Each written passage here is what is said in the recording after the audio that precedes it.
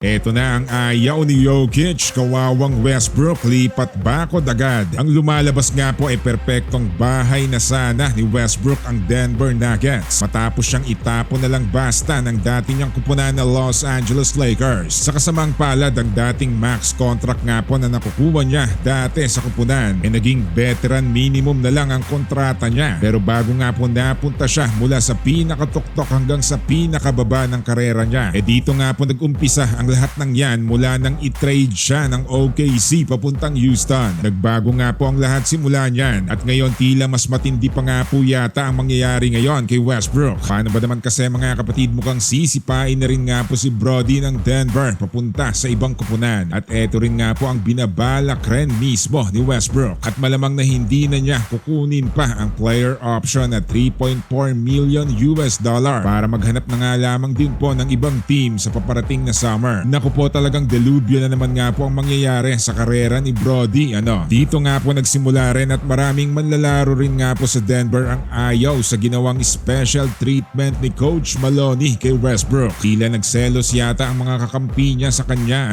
Kaya ngayong una na nga pong pinatalsik na ng pamunuan si Coach. Tila sigurado na nga rin po na susunod itong si Westbrook. Mukhang alam na rin nga po yan ni Westbrook kaya uunahan niya na lang din ang Denver, di ba? Kita nga rin po ni Westbrook na mas pinapaboran din at mas binibigyan ng maraming minuto si Jalen Pickett. Syempre mas tatagal nga to sa team dahil veterano na rin nga po si Brody. Kaya para nga po sa umiidolo kay Westbrook dyan, mukhang hindi pa nga po tapos ang pagpapahirap din sa kanya. Halos ganito rin pala ang kahihinatnan niya sa team na to. Kahit pa nga po gustong gusto siya ni Jokic at naisali pa si Westbrook kasama ni Jokic sa triple-double award, tila tuloy pa rin ang pagpapatalsik o siya mismo ang aalis. Sino ba namang hindi magugustuhan to? Malamang kahit si Jokic nagtitimpi rin sa galit dahil matapos nilang kunin at purihin pa ng gusto na maganda ang nilalaro ni Westbrook sa kanilang team. Dito rin pala nila ibabagsak si Westbrook. Itatapon rin pala nila si Brody na parang walang naiambag sa kanilang team. Tila parang ginamit lang ulit si Westbrook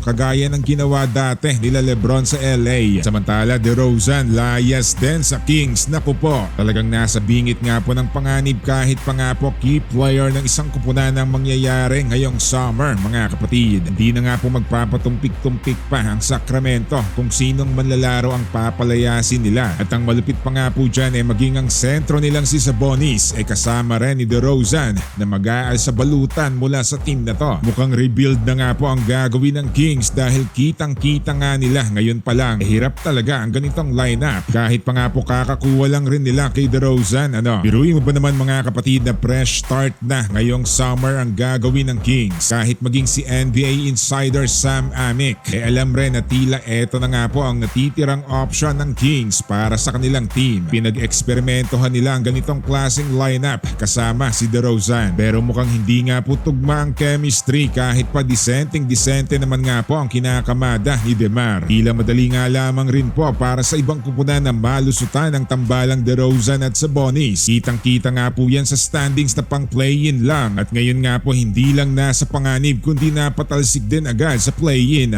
Dinagdag pa nga po sa abot ng makakaya ng Sacramento na makuha nila itong si LaVine para nga po umalalay sa Sabonis at DeRozan tandem pero wala pa rin at hindi pa rin talaga kaya ng ganitong klaseng lineup. Ang worst pa nga pong pwedeng mangyari sa Sacramento kahit pa nga po nakapasok nga sila sa playoffs first round pa lang talsik din agad, diba? Pero at least sinubukan din naman kahit papano ng pamunuan na kumuha pa ng isang scorer kagaya ni LaVine. Pero yun nga, hindi pa rin sapat nga po yan. Mukhang mas maganda pa yata ang Sabonis at De'Aaron Fox dahil umabot pa nga po sila hanggang 3rd seed sa West noong 2022.